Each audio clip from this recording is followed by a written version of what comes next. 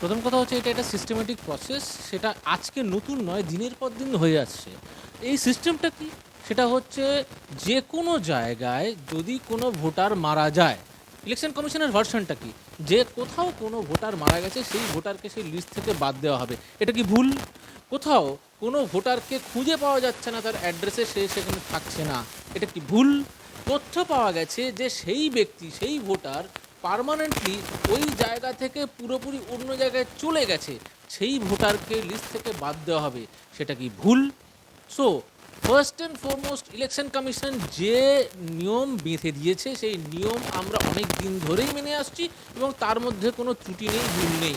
কিন্তু এই নিয়মটা যখন পশ্চিমবঙ্গে লাগু হওয়ার কথা চলছে বা লাগু হওয়ার কথা আমরা বলছি, তখন মুখ্যমন্ত্রীর বুকের ব্যথা এত কেন বেড়ে যাচ্ছে আমরা বুঝতে পারছি না। আমি বলি বুকের ব্যথাটা কেন বাড়ছে।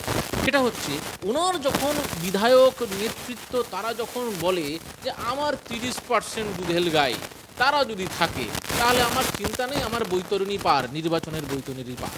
কেন বলছে জানেন তো? কাঁটা তারের বেড়ার দিয়ে নিয়ে চলে আসবে এই মানুষগুলোকে, নিয়ে এসে প্রথম তাদের হাতে তুলে দেবে এই পঞ্চায়েত প্রধান বা তৃণমূল নেতা। তারা তুলে দেবে হচ্ছে একটা অ্যাড্রেস প্রুফ। এই অ্যাড্রেস প্রুফের পরে শুরু হয়ে যাবে নতুন নতুন ভোটার কার্ড, জালি রেশন কার্ড, জালি আধার কার্ড, এবং কি পাসপোর্টও আমরা দেখেছি জালি তৈরি হয়ে যাচ্ছে। আমার প্রশ্ন হচ্ছে যে ভোট ব্যাংকের রাজনীতির জন্য, ভোট ব্যাংকের স্বার্থে এই ভুয়ো ভোটার আমরা অ্যালাউ করব না, এইটা কি ভুল? সাধারণ মানুষ বলুন তো, আপনি ভোট দিতে যাবেন, আপনার ভোটাধিকার, সেই ভোটটা আপনি দিতে পারছেন না, কোনো একজন অনুপ্রবেশকারী সে এই ভোটটা দিয়ে চলে যাচ্ছে। যে সরকারি যে কোনো প্রকল্প, যে কোনো সুবিধা আজকে আপনার 10 জনের জন্য যদি বরাদ্দ থাকে, সেইটা আজকে হয়ে যাচ্ছে 20 জনের মধ্যে ভাগ। এটা আপনি কি হতে দিতে চান?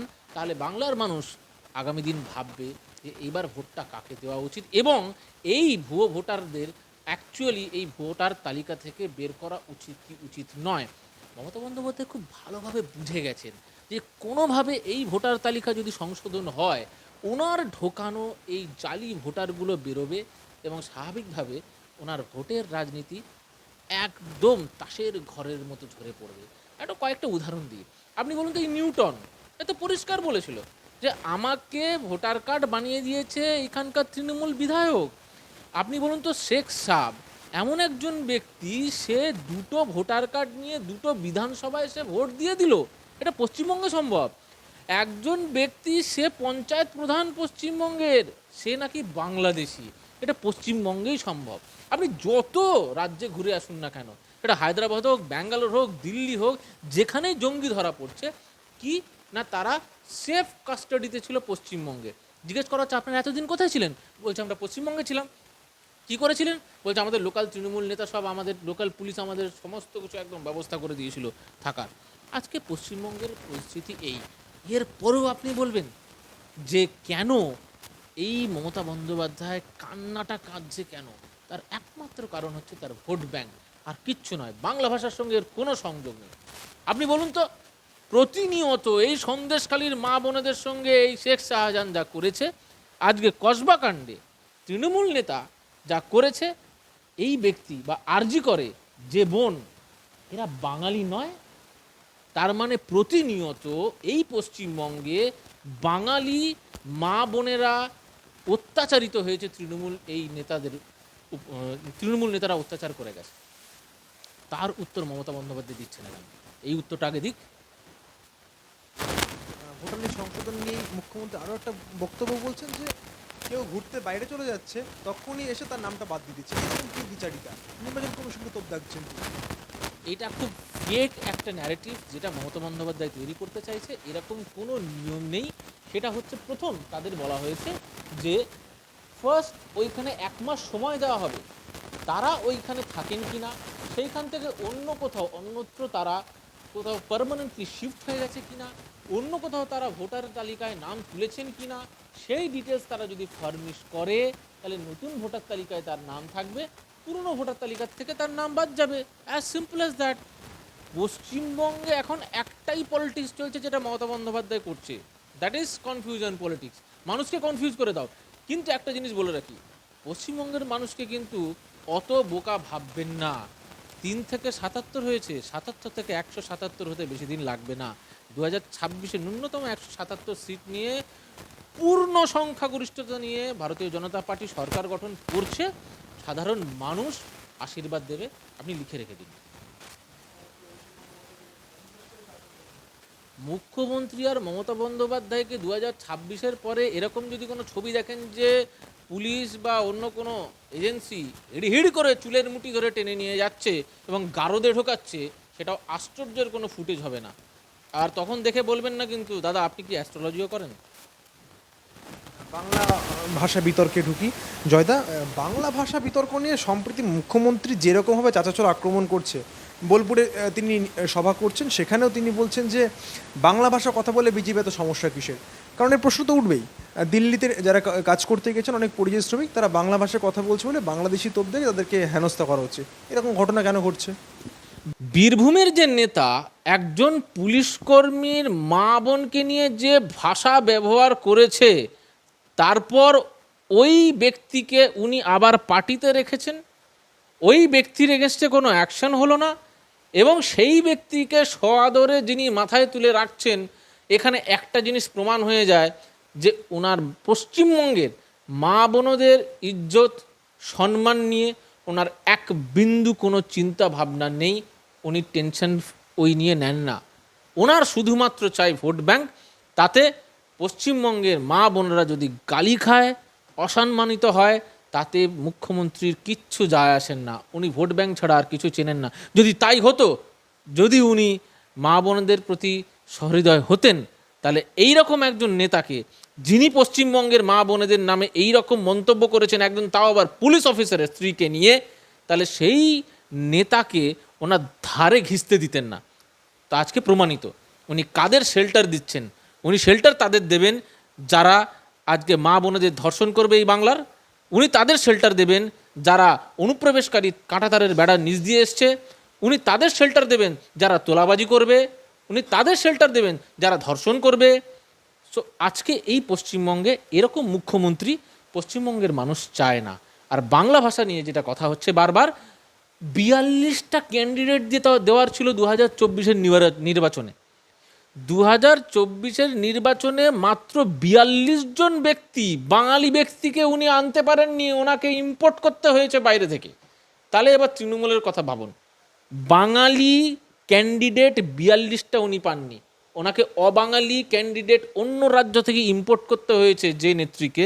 সে নেত্রীর কাছ থেকে আমি বাংলা ভাষার ভাষণ শুনবো না। আর বাংলা ভাষার এই কনফিউশন পলিটিক্সে প্লিজ সাধারণ মানুষ পড়বেন না। দিল্লিতে যারা মার খাচ্ছে পরিযায়ী শ্রমিক, যে বক্তব্য অভিযোগ তিনি তুলছেন, সেটা কি হবে? পুরো বিষয়টা তিলকে তাল করার একটা বিষয়। যে কটা আমাদের কাছে এভিডেন্স এসছে, তারা নিজেরা পরে প্রমাণ করেছে এবং নিজেরা বক্তব্য রেখেছে যে আমরা বাংলাদেশ থেকে এসেছিলাম। প্রচুর জায়গায় এরকম আমরা দেখেছি, তাদেরকে ডিপোর্ট করে দেওয়া হয়েছিল অলরেডি, তাদেরকে নিয়ে আবার ফেরত আনা হয়েছে। এবং ইভেন কি হাইকোর্টকে মিসলিড করে যে ব্যক্তির এগেনস্টে ডিপোর্টের অর্ডার আছে, সেই ব্যক্তিকে আবার হাইকোর্টে প্রডিউস করা হয়েছে যে একে আবার রাখা হোক। কারা করছে? যে উকিল করছে, সে উকিল হচ্ছে সেই তৃণমূলের একদম ক্লোজ, কাছের মানুষ, মনের মানুষ। তারাই এই কাজগুলো করছে, একটু খোঁজ নিয়ে দেখুন। জয়দা, এখান থেকে আরেকটা প্রশ্ন, বাংলা ভাষা নিয়ে এত কথা উঠছে, আমরা দেখলাম বেশ কিছু কদিন আগে একটা কলেজ বিশ্ববিদ্যালয়ের প্রশ্নে বিপ্লবীদেরকে সন্ত্রাসবাদী তকমা দেওয়া হচ্ছে। তাহলে এটা কোন বাংলা? মানে মুখ্যমন্ত্রী যে বাংলা কথা বলছেন, এই বাংলার কি সংস্কৃতি এটাই?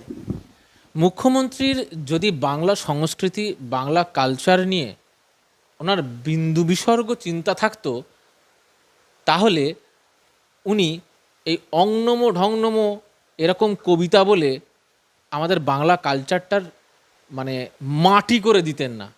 আর ওনার ওই ঢঙের ছবি এঁকে কোটি কোটি টাকায় উনি বিক্রি করতেন না। এটা পশ্চিমবঙ্গের কালচার নয়। যে ভাষা মুখ্যমন্ত্রী বলেছেন গান্দা ধর্ম, এটা পশ্চিমবঙ্গের একজন মুখ্যমন্ত্রীর বলার শোভা পায় না। তো উনি কালচার সেদিনই মাটিতে মিশিয়ে দিয়েছেন যেদিন উনি রাজনৈতিক মঞ্চ হোক বা অন্য কোনো একটি ধর্মীয় মঞ্চে দাঁড়িয়ে উনি বলতে পেরেছেন এই কথা যে হিন্দু ধর্ম গান্দা ধর্ম। তারপরে এই ব্যক্তির কাছ থেকে আর কোনো কালচার আশা করা যায় না। তাহলে এই বাংলা ভাষা নিয়ে যে এত বিতর্ক, এখান থেকে আরেকটা প্রশ্ন আসে, যারা শিক্ষকতার জন্য পরীক্ষা দিয়েছে বছরের পর বছর ধরে, তারা কেন রাস্তায় বসে? আরেকটা প্রশ্ন রাখছে পাশাপাশি, বিগত বেশ কিছু বছরে যদি আমরা পরিসংখ্যান দেখি তাহলে দেখব বাংলার সবকটি জেলাতে বাংলা মিডিয়াম স্কুল মানে অর্থাৎ সরকারি বিদ্যালয়গুলো সেগুলো প্রায় বন্ধের মুখে, যা পরিকাঠামো সেটা ভেঙে পড়েছে। অপরদিকে ইংলিশ মিডিয়াম স্কুলগুলো তরতরিয়ে উঠছে। সরকার যদি এতই তৎপর হতো বাংলা ভাষা নিয়ে, তাহলে এই স্কুলগুলোকে কেন এতদিন উন্নত করেনি?